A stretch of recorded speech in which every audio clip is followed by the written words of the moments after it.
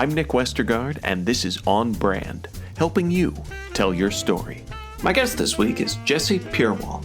You have to go beyond the marketer's view and the funnel view is, into this window that I'm talking about by, taking the customer first approach. Very often you have to have a chief digital officer and their team at the table to understand what signals you're getting beyond kind of the marketing communications.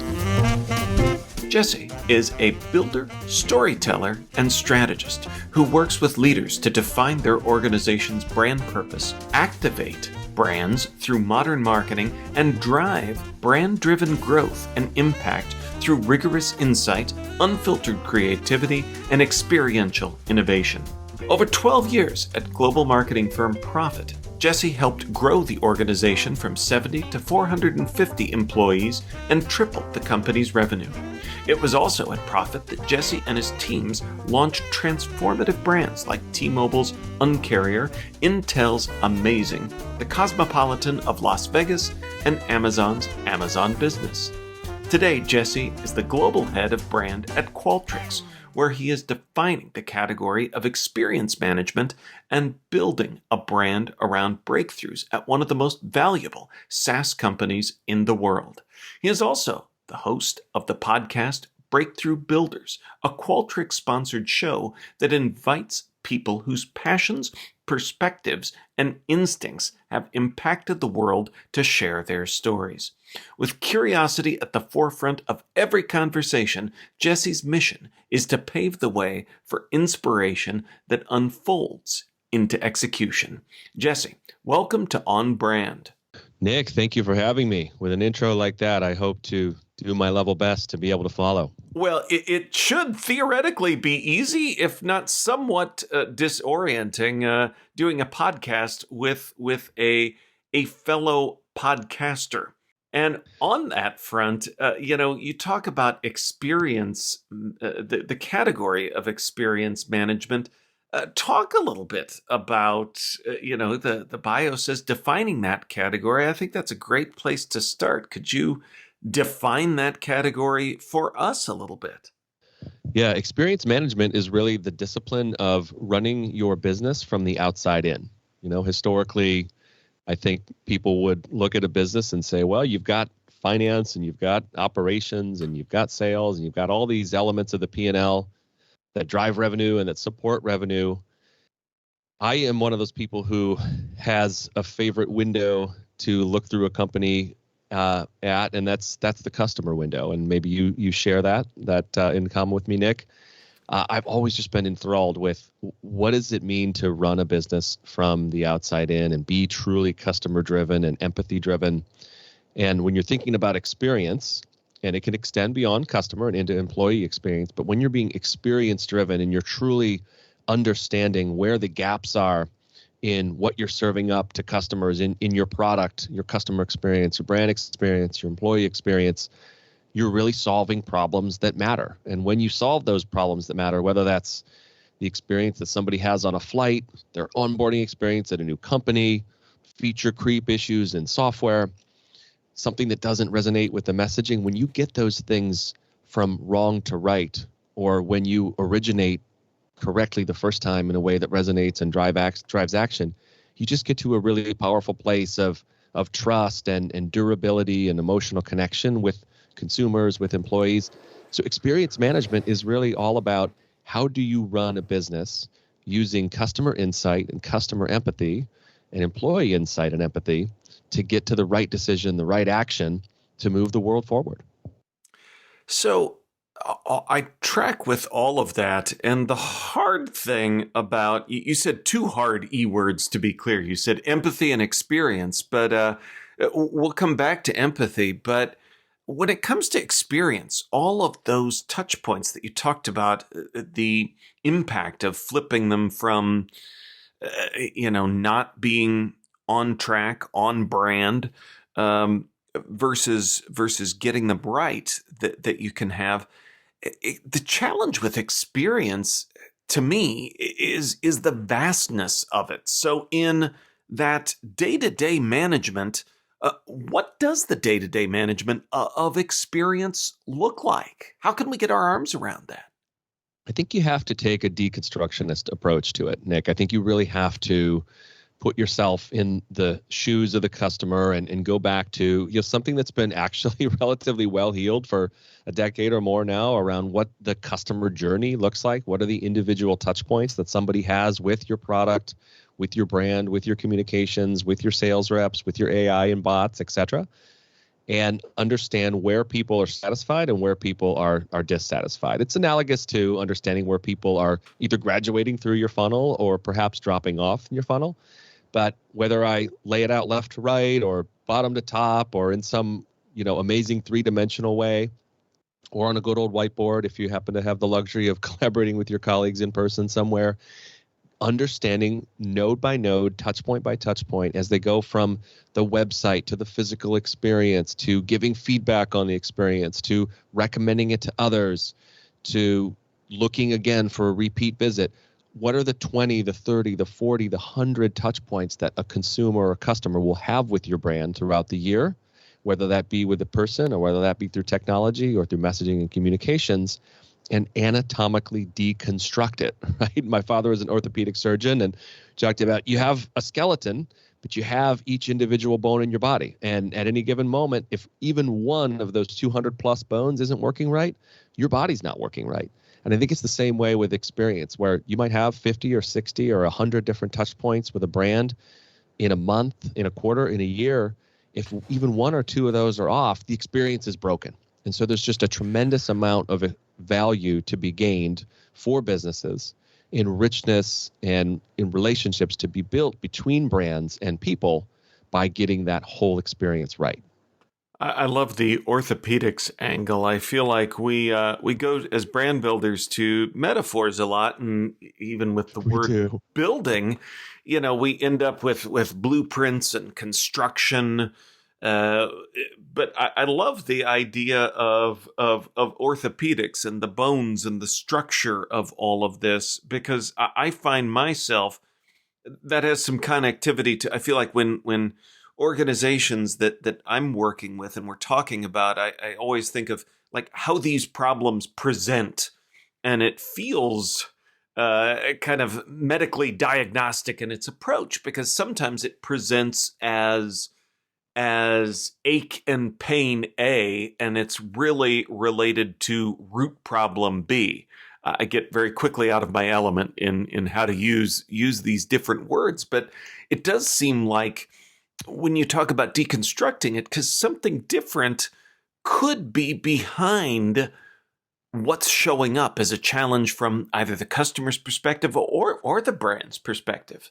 Marketers have gotten really well heeled at understanding how to use empirically defined data that's collected from consumers, that's collected from people, closer to the top of the funnel around what purchase drivers matter, what their awareness and familiarity levels are, and at the bottom of the funnel around, behavioral, actions, digital marketing. But where sometimes you have to go beyond the marketer's view and the funnel view is, into this window that I'm talking about by, taking the customer first approach. Very often you have to have a chief digital officer and their team at the table to understand what signals you're getting beyond kind of the marketing communications. Very often you have to have, you might have a partners team and a channels team if you're in the business of kind of selling through a Costco or selling through, an Amazon, to understand what sentiment are being thrown off with the experiences at retail. You will almost definitely have to bring in your people team, your HR team, to understand where employee experience gaps are and opportunities are, particularly in this time when so many people are indicating the possibility of kind of shifting jobs and shifting roles. To me, the fundamental thesis behind experience, back to the two E's you mentioned, is empathy. And what I love about what we're doing at Qualtrics is we're essentially engineering empathy at scale.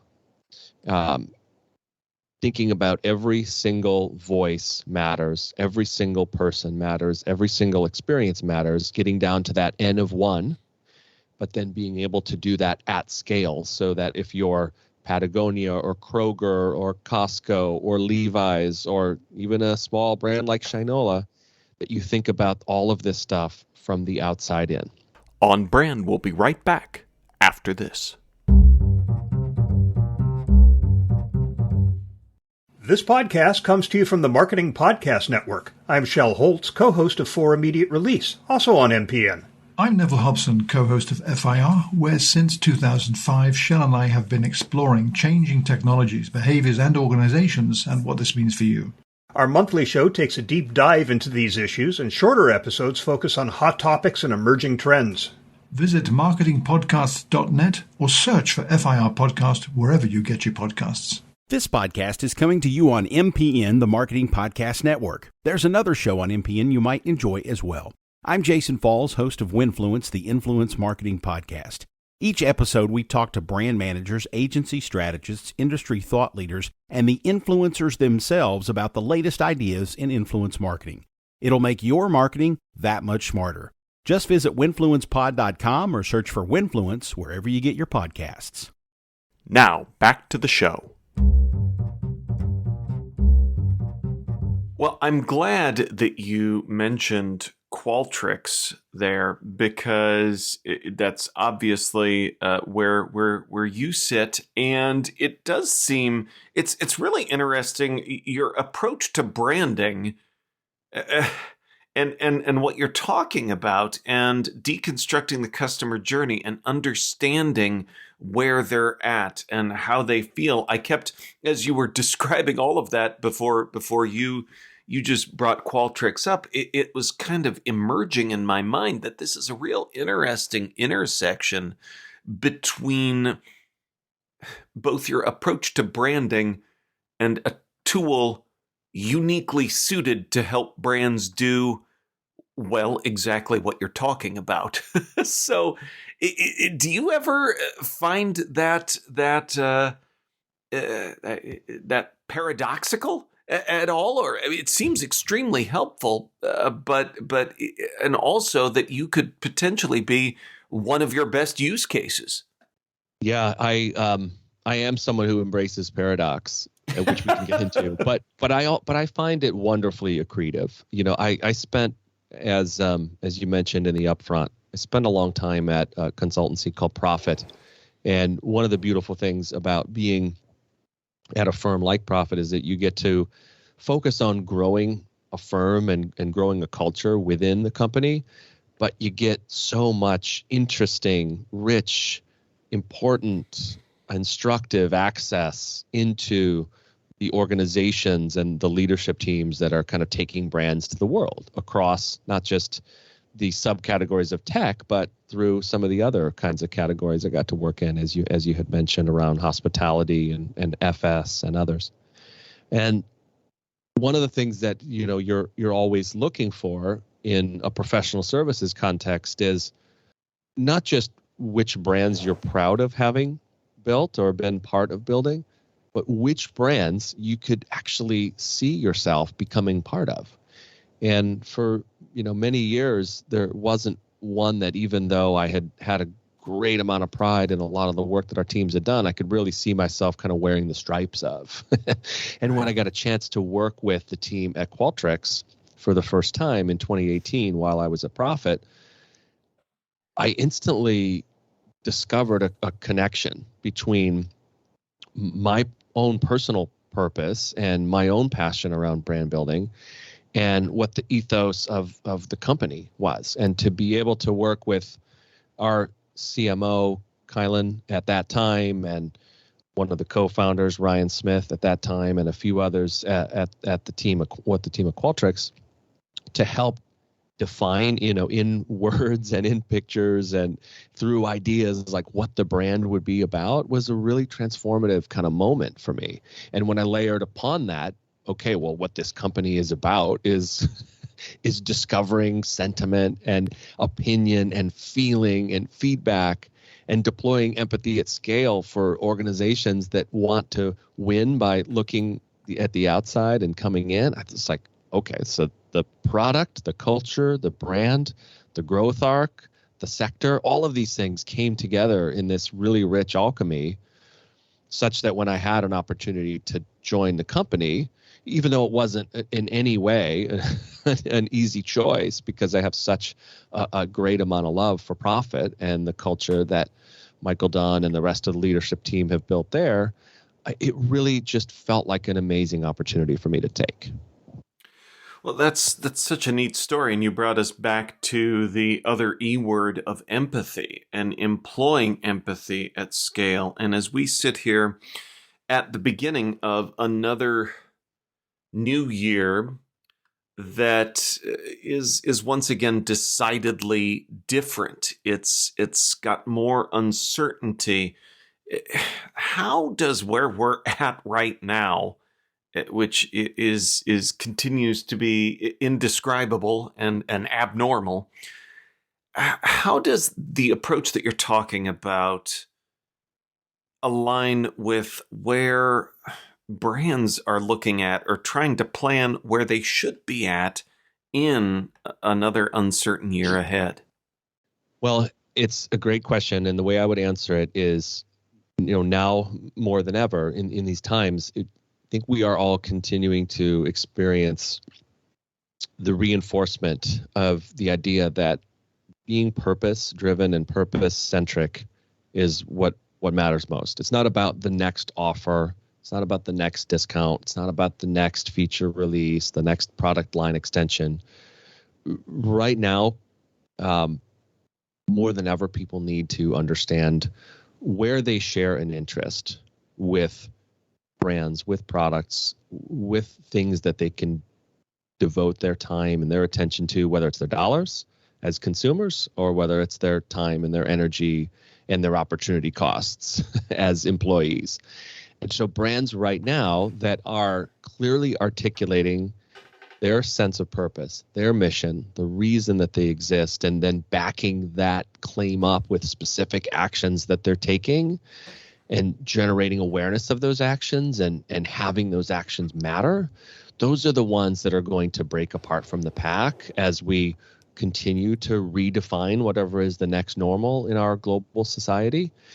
Those brands that try to kind of look 1 or 2 quarters ahead and sort of assume that like normal is nearly back and that consumers that maybe loved them a few years ago will kind of beat a path back to their door, I think will actually be chagrined or sad to discover that actually in these last couple of years, if you have been one to clearly articulate purpose, drive action around that purpose, and continue to kind of be relentlessly relevant in people's lives, like those are the brands that are going to kind of win and create emotional and durable connections as we move ahead. When you talked about new normal, and I think, you feel like you hear it less, but you still hear it. There are those out there that I feel like are maybe chasing the wrong thing. How soon are we going to be back to where we were before? And I don't know that that's a world that is going to exist in the exact form that it did, especially in the world of work where so much is changing. So you talk about brands breaking through. Who are some of the, I want to be careful to not cannibalize the brand that makes you smile for the end of the show, but who are some of the breakthrough brands that are finding ways to be relentlessly relevant, as you note? Yeah, I'd give you 2 for consideration that have been top of mind for me. One is Etsy. I mean, Etsy is one of those brands that I think a lot of people made a modicum of a bet on a number of years ago to say, oh, well, how long until they're acquired by, big online retailer based in Seattle, Washington. And over the quarters, over the years, what Etsy continued to do was define and redefine a niche around connecting creators, not creators in the digital sense, but literally creators of tactile artifacts and beautiful things with people who wanted to shop small and shop a story.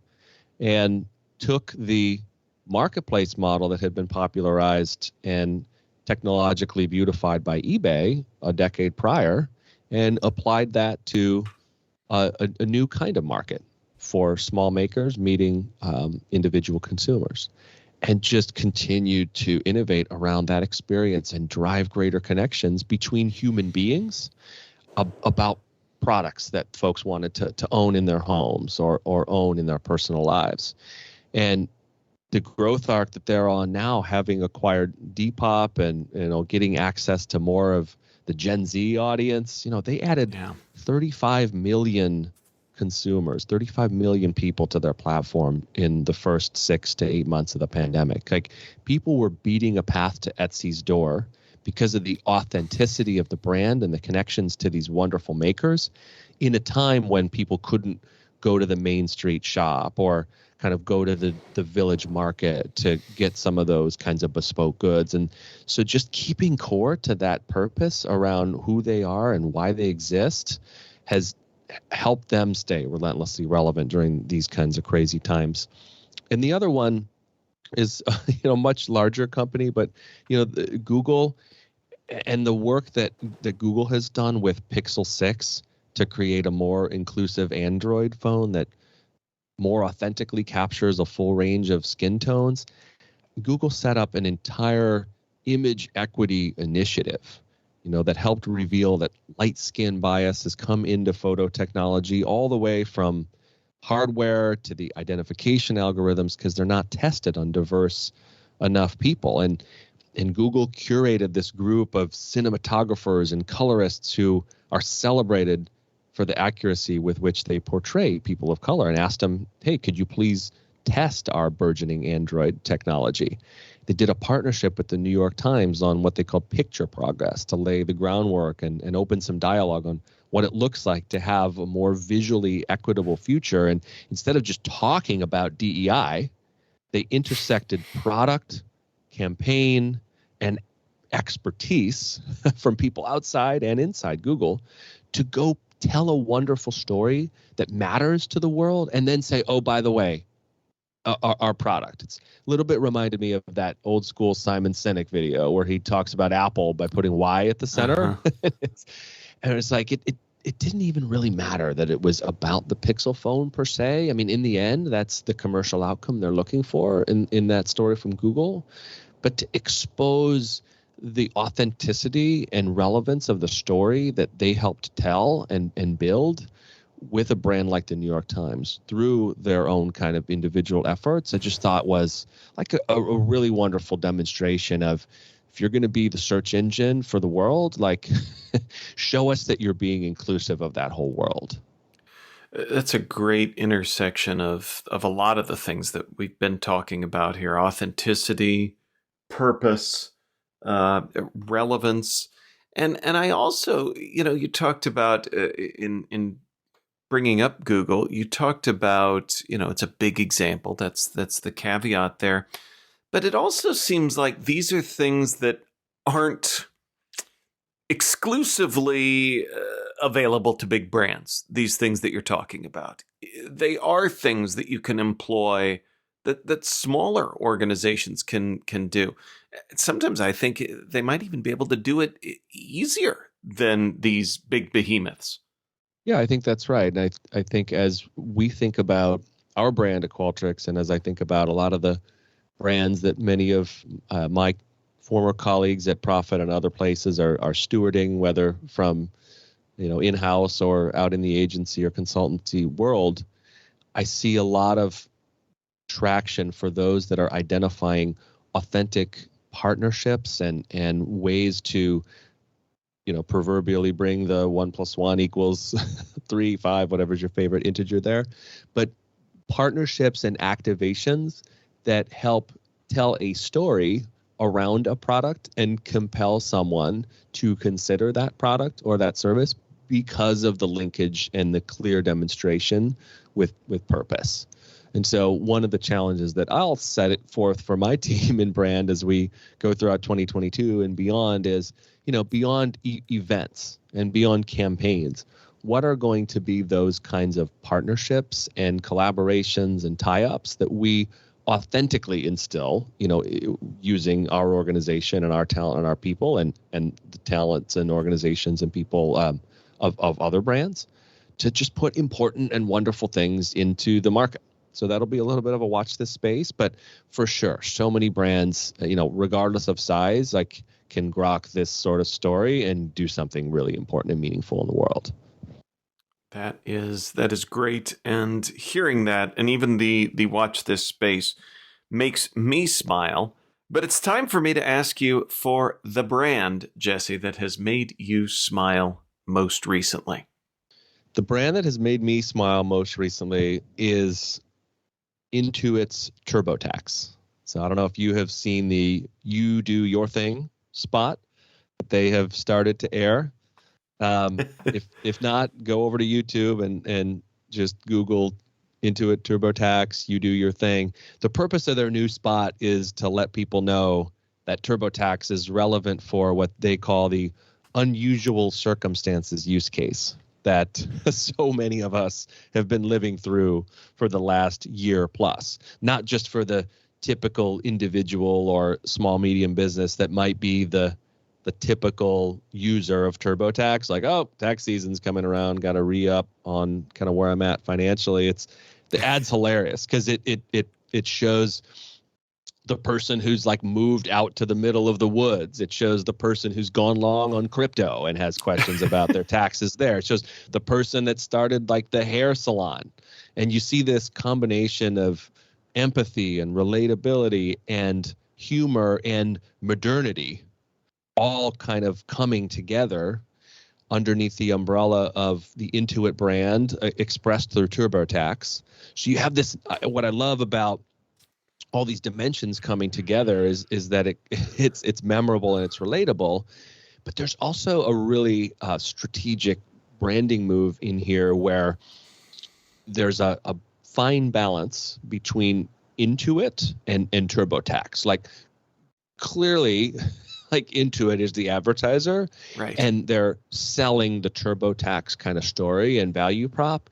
And so what Laura Hood-Balazs and her team at Intuit, I think, have been doing a really beautiful job of is harnessing the brand equities and harnessing the brand values of TurboTax, of Mint, of QuickBooks, of kind of the portfolio of things that they own, and saying, like, how can we use those great product brands to kind of endow the Intuit brand with more of an emotional connection and a durable connection with all kinds of people, and set that brand up for like a decade plus of relevance by using all of the goodness kind of in their historical product brand. So I smile for two reasons there. I smile because I got a chance to work with Laura a bit earlier in my career, and I'm just so like proud of and just beaming with, kind of excitement for what they're accomplishing at Intuit. And it made me smile as just a consumer who loves great branding and great messaging and great storytelling.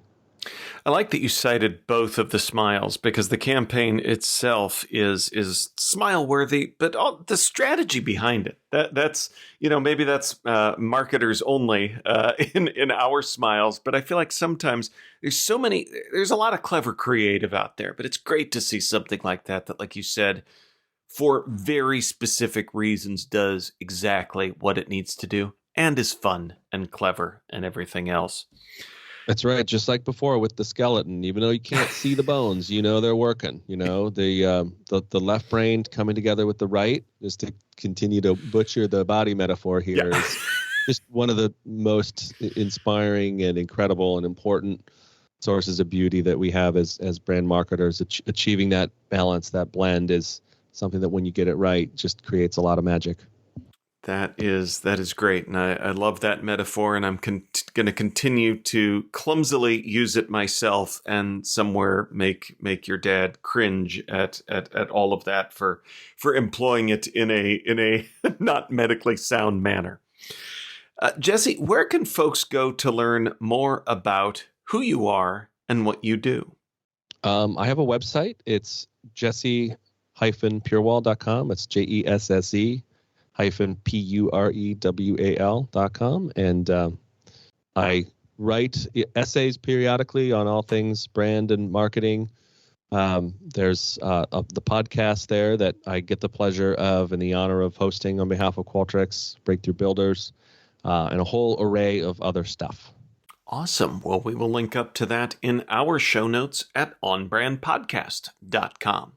Jesse, thanks for being on brand with us. Nick, you bet. It was a pleasure. Happy New Year to you, and be well. Awesome. And if you like what you're hearing, if we've made you smile, remember to subscribe to the show via Apple Podcasts, Spotify, or wherever you like to listen. Please take a moment and rate and review the podcast to help others find the show. Until next week, I'm Nick Westergaard, and I'll see you on the internet.